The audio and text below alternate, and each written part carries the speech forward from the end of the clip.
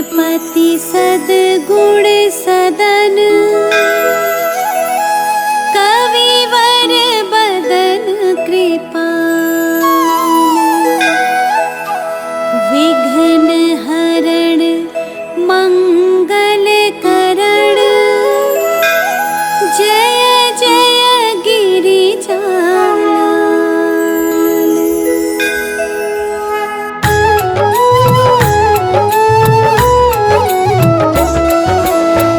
जय जय जय गणपति गणराजो मंगल भरण करण शुभ काजो।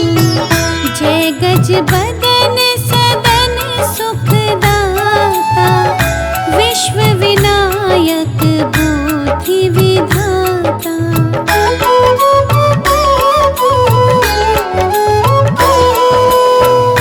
वक्रतुंड शुचि शुंड सुहावन तिलक त्रिपुंड भाल मन भावन। राजत मणि मुक्तन और माला स्वर्ण मुकुट शिर नयन विशाला। पुस्तक पाणि कुठार त्रिशूलम मोदक भोग सुगंधित फूलम। सुंदर पीतांबर तन साजित चरण पादुका मुनि मन राजित।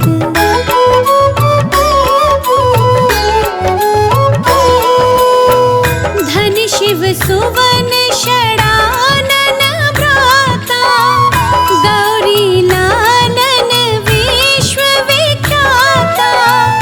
रिद्धि सिद्धि तव चवर सुधारे मूषक वाहन सोहत धारे।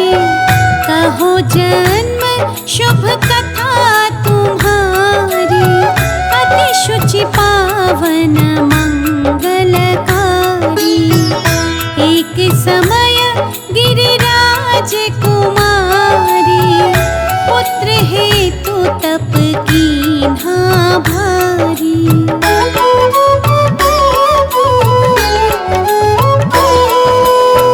भयो यज्ञ जब पूर्ण अनूपा तब पहुँचो तुम धरि द्विज रूपा। अतिथि जान के गौरी सुखारी बहुविधि सेवा करी तुम्हारी। अति प्रसन्न हवे तुम वर दीना मातु पुत्र हित जो तप कीना। मिलहि पुत्र तुहि बुद्धि विशाला बिना गर्भ धारण यही काला।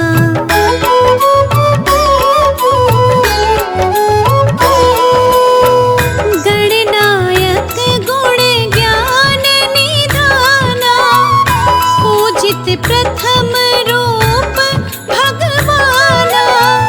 अस कहि अंत धान रूप हवे पालन पर बालक स्वरूप हवे। बनि शिशु रुदन जबहि तुम ठाना लखि मुख सुख नहीं गौरी समाना। सकल मगन सुख मंगल गावहि नाभत सुरन सुमन वर्षावहि।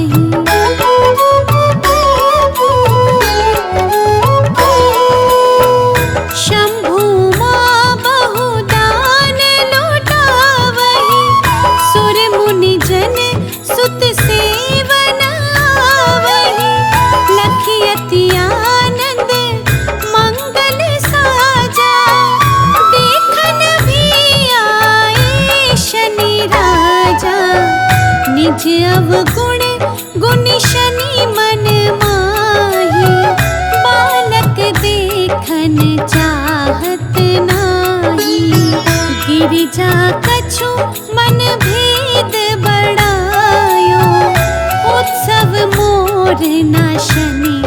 मोहि भायो।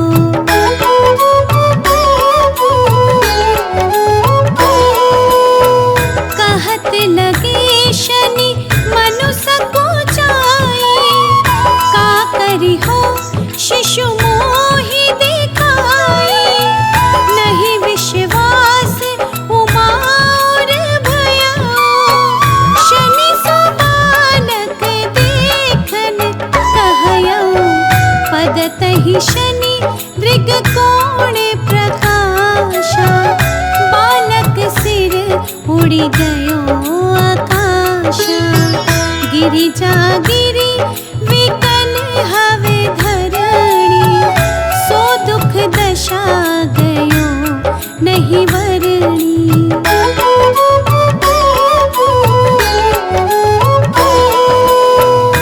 हाहाकार मचो कैलाशा, शनि कीन्हो लखी सुत को नाशा। तुरत गरुड़ चढ़ी विष्णु सिधायो, काटे चक्र सो गज सिर लायो। बालक के धड़ों पर धारो, प्राण मंत्र पढ़ी शंकर डार्यो। नाम गणेश शंभु तब कीन्हे, प्रथम पूज्य बुद्धि निधि वर दीन्हे।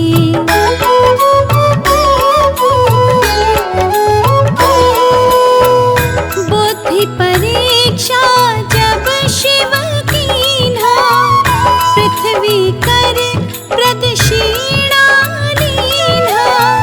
चले षडानन भर में भुलाए, रचे बैठे तुम बुद्धि उपाय।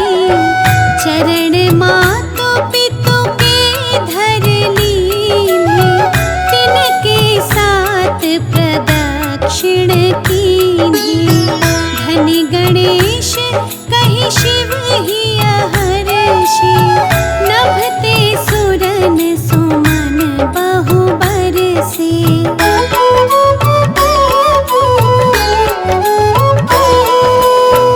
तुम्हारी महिमा बुद्धि बढ़ाई, शेष सहस मुख सके न गाई। मैं मतहीन मलिन दोखारी, करहु कौन विधि विनय तुम्हारी। भजत राम सुंदर प्रभु दासा, जय प्रयाग ककरा दुर्वासा। अब प्रभु दया दीन पर कीजे, अपनी शक्ति भक्ति कुछ दीजे।